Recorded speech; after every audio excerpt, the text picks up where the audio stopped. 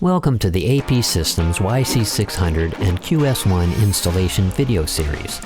This series will cover the overview, preparation, and installation of the YC600 and QS1 microinverters.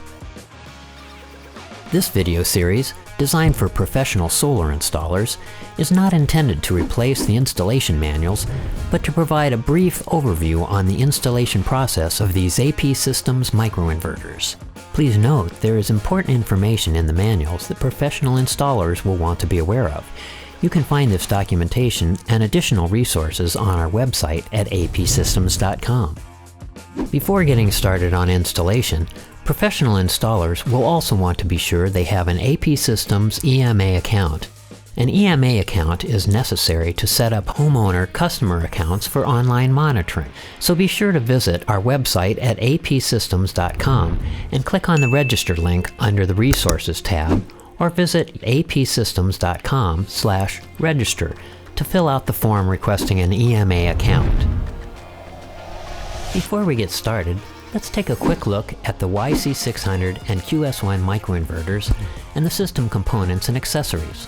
The YC600 is a single-phase, dual-module microinverter, which means it connects to two PV modules. The QS1 is a single-phase, 4-module microinverter, which can connect to up to 4 PV modules. YC600 and QS1 microinverters can be conveniently used together on the same circuit. We'll get into the details of how to best mix and match these microinverter models a bit later. Both microinverter units connect to an AC bus or trunk cable, which has accessories including a terminal cap to cap off a terminal that would normally connect to a microinverter, a cable end cap for sealing a cut trunk cable, and an AC extension cable to go around a chimney, for example, as well as male and female connectors to connect the extension cable to the trunk line. On the DC side, there are male and female MC4 caps to cap off unused connectors on the microinverter, and DC extension cables to connect to hard-to-reach PV modules. AP Systems uses a disconnect tool to disengage microinverters from the trunk cable terminal to prevent unintentional disconnection. The AP Systems ECU-R and ECU-C are gateway devices which communicate with the microinverters and relay their signals and production data to our EMA platform in the cloud.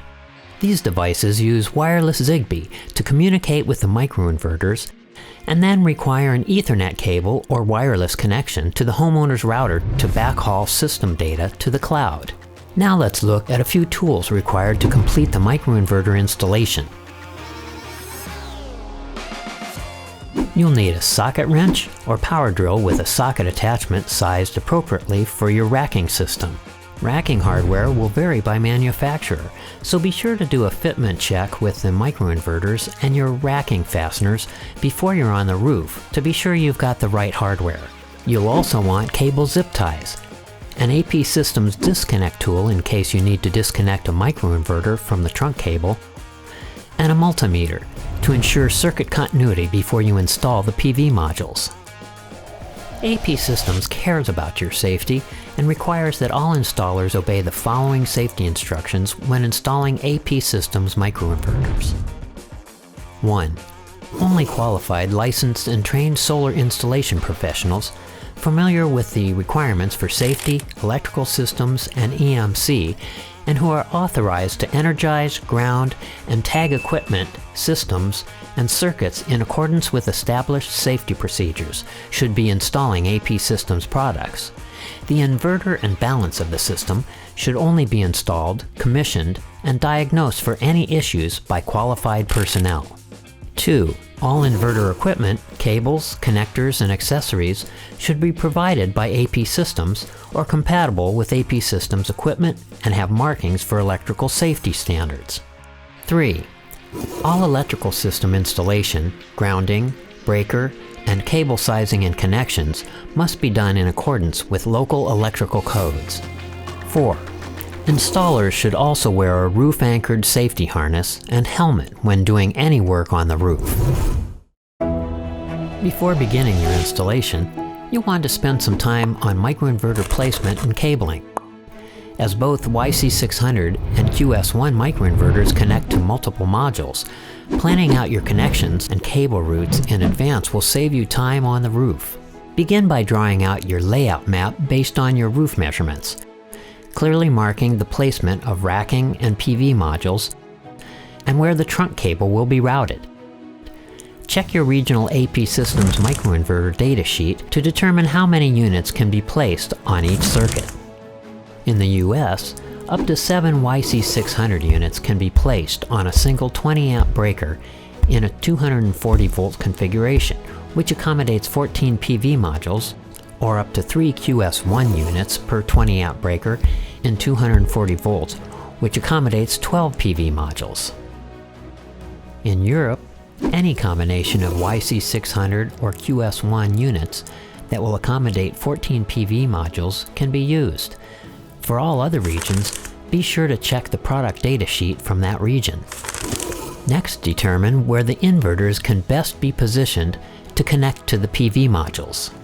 One of the benefits of a detailed layout map is that it allows you to set up your gateway in advance, saving you time at the job site. If you choose to pre-plan which specific microinverters will be placed where in your array, you can remove the serial number UID stickers and place them on your array map. You can scan these UIDs using the AP Systems ECU app, so the gateway is plug and play at the job site. Alternatively, you can scan the serial number UIDs after you install the microinverters on the racking by pulling the stickers and building your array map before installing the panels. More information on the process of scanning inverters and using the ECU app can be found in our ECUR video series on our YouTube channel. YC600 layouts are fairly straightforward. For single panel layout in portrait, the trunk cable terminals are located every 2 meters, which allows the YC600 to be positioned completely under every other PV module. For 2x2 layout, the process is similar, with a new trunk line used for the next row of PV modules. When connecting the YC600 to split cell or half cell PV modules, a DC extension cable may be needed to reach the furthest side of the adjacent PV module. For the QS1, a 2x2 portrait layout is the most convenient whenever possible. Plan to position the PV modules so the junction boxes are placed as close to the inverter as possible to enable connection. For a 1x4 QS1 layout, place the microinverters 4 modules apart, which can be done by simply skipping one terminal on the trunk cable. The unused terminal can be sealed with a terminal cap. Be sure the QS1 is located under the second PV module in the set of 4, so it can easily reach the second and third modules. Plan to use DC extension cables to reach the first and fourth PV modules. The 1x4 portrait layout requires more DC extension cables, which is why the 2x2 layout is recommended whenever possible. In your layout design, be sure to consider where you might need DC extensions to connect to the hard-to-reach PV modules. AC extensions, or whips, are also available if needed to route a trunk cable around a chimney or other roof feature, as well as connectors to create a sealed connection. Using the QS1 and YC600 on the same circuit is simply plug and play, since they use the same trunk cable, connector, and gateway and are fully compatible to be used in the same circuit. If your circuit, for example, has 3 QS1 units, which can connect to 12 PV modules, what happens if you only need 11 modules?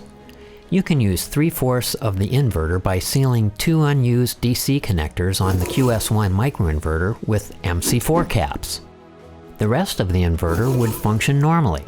The MPPT is not shared, but independent per channel, so the output on the rest of the channels would remain the same. In a 10-module scenario, you can simply replace one of the QS1 units with a YC600. If you have 9 modules, just use MC4 caps once again to seal the unused DC connectors on the YC600. For 8 modules, simply use 2 QS1 microinverters. Here's an example from the US and European markets regarding combinations of QS1 and YC600 units per branch for those regions. Regions differ on the number of units per branch, so be sure to check the datasheet and installation manual for products sold in your region to determine how many of each microinverter you can use. The rule of thumb for the European region on units per circuit is any combination of QS1 and YC600 microinverters which accommodates 14 PV modules. For the US, it's any combination which remains at or under the 16 amp loading threshold on a 20 amp breaker.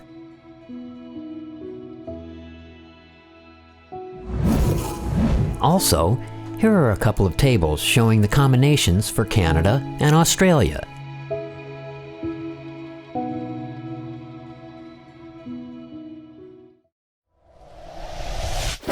With your layout plan completed, you're ready to install on the roof. Here are a few general rules to follow when installing AP Systems microinverters. 1. Save yourself setup time with the ECU gateway by plugging it in and connecting it to the homeowner's Wi-Fi first thing. This gives the gateway a chance to download and install any available updates while you install the array. See more tips and ECU setup instructions in the ECUR video series on AP Systems YouTube channel, youtube.com/APSystemsSolar. 2. Never carry the microinverters by the cable. This could unseat the cable from the microinverter and cause the inverter not to function or to function improperly. 3. Do not carry the microinverters by the mounting bracket, as the grounding washer may cause injury. 4. Microinverters should be attached to the rack rails and not directly to the PV module frame. 5. The microinverters should always be fully covered beneath a single PV module. While the microinverters are NEMA 6 IP67 rated, as a good rule of thumb, there should never be any part of the microinverter exposed or placed under the joint of 2 or more PV modules, where water might pass between modules and contact the inverter. 6. This rule also applies to connectors, such as DC and AC extension cable connections. These connections should be under PV modules whenever possible. 7. Be sure the microinverters have at least 3/4 of an inch or 2 centimeters space between the roof and the microinverter to allow for proper airflow. 8. When connecting microinverters to the trunk cable, listen for the audible click from each side of the connector, which tells you the connector is fully seated in the terminal. Once your racking is installed, and with your safety gear in place, mark the inverter placement on the racks where the units will be mounted. Remember to position the inverter completely under the PV module.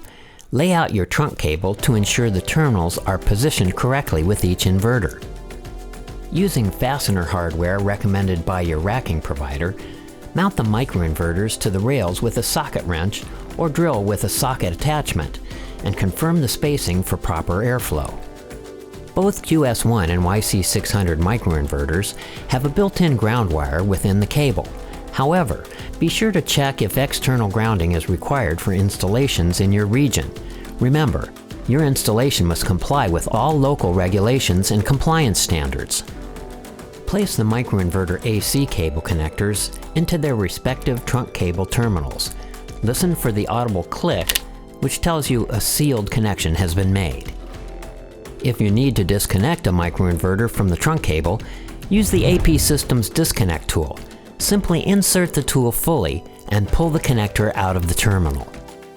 After all connections are made, place an AC end cap on the bare end of any trunk cable and use terminal caps to seal any unused terminals.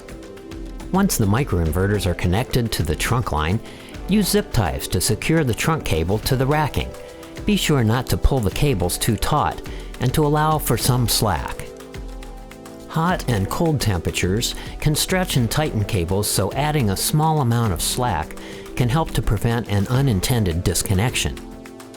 Once ties are completed, be sure to check all connections carefully to ensure none were disconnected in the process. When using connectors, remember to follow the region's color code. For example, in the US, use black for L1, red for L2, and green for protective earth or ground. In Europe, use brown or black for L1, blue for neutral, and green-yellow for protective earth. With the microinverters now in place, if you've not yet built your array map, record which PV modules are feeding which microinverters in the array by simply pulling the serial number UID stickers off each unit in series and placing them on the array map in their corresponding position. Once complete, you'll have the layout diagram you need to build your array map in the EMA. You can also complete your layout using the ECU app.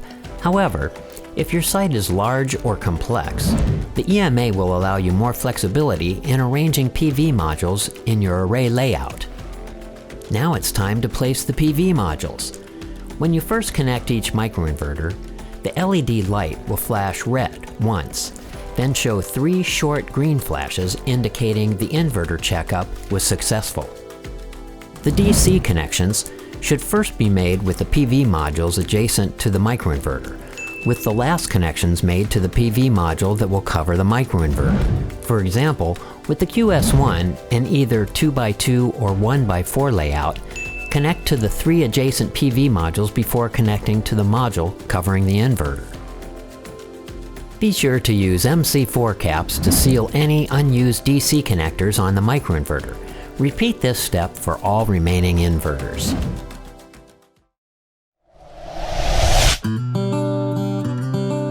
With your solar array complete, it's time to set up the gateway unit, which will communicate the production data to the cloud-based monitoring platform where the homeowner can view their solar production online and on their smartphone.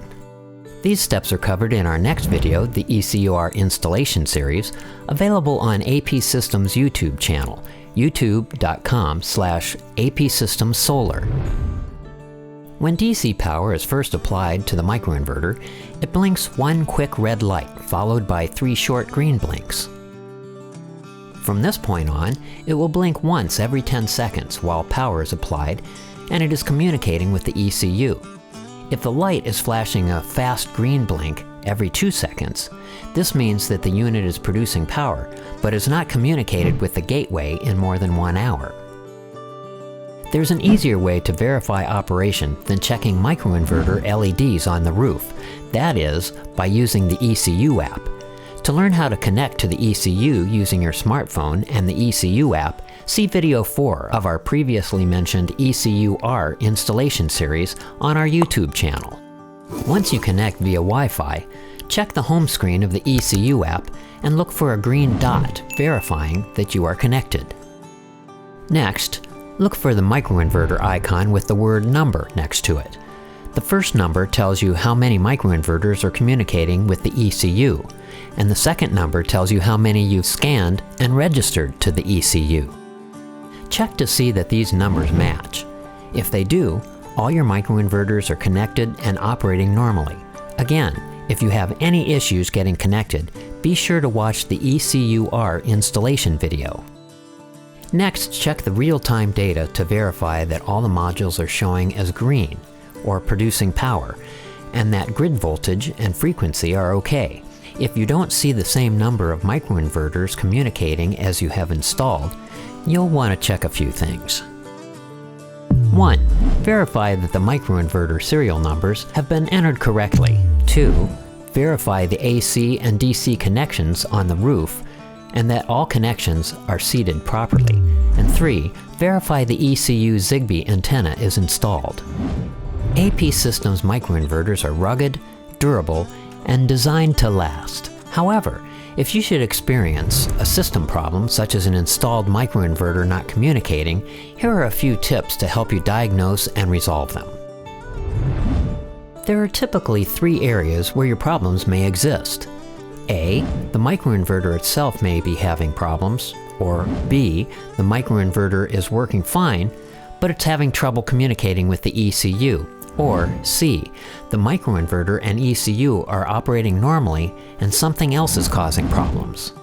Please be aware that the majority of problems reported to the AP Systems call center are typically found to be in the category C, so before you call, it's important to first check a few things off your list to verify proper system operation. First, you want to verify the utility voltage and frequency are within the ranges shown in the technical data sheet for the product. This can be found in the resource library at apsystems.com. Next, check the connection to the utility grid. Verify utility power is present at the inverter in question by removing AC, then DC power. Please note, never disconnect the DC wires while the microinverter is producing power. Reconnect the DC module connectors and watch for the 3 short LED flashes. Check the AC branch circuit interconnection between all the microinverters. Verify each inverter is energized by the utility grid as described in the previous step, and make sure that all the AC breakers are functioning properly and in the on position. Check the DC connections between the microinverter and the PV module. Using a voltmeter, verify the PV module DC voltage is within the allowable range shown in the technical data sheet. If reconnecting the microinverter doesn't produce the 3 short green LED flashes, it's possible there's a microinverter problem. Check the LED on the microinverter unit. A red light, either blinking or solid, or no light at all, can mean a microinverter problem. If you see a steady red light on the microinverter, this means the unit has detected a GFDI, ground fault detection interruption error in the PV system. The microinverter will continue reporting the fault so long as the GFDI issue exists. You'll need to resolve this ground fault problem in the array. Once it's resolved, the error can be cleared and the light will change once again to slow blinking green. You can learn how to clear this and other errors in the ECUR installation manual in the resources library of AP Systems website. If you see no light, verify proper cabling and that connectors are properly seated. If you see a blinking green light, whether slow or fast, the issue is probably with the ECU. Let's take a look at diagnosing ECU problems. If there's no data being displayed for one or more microinverters in the ECU app, or EMA, this is likely a communication issue, not a microinverter problem. If the data display for all microinverters is erratic, where data appears sometimes and disappears at others, this is also likely a communication problem.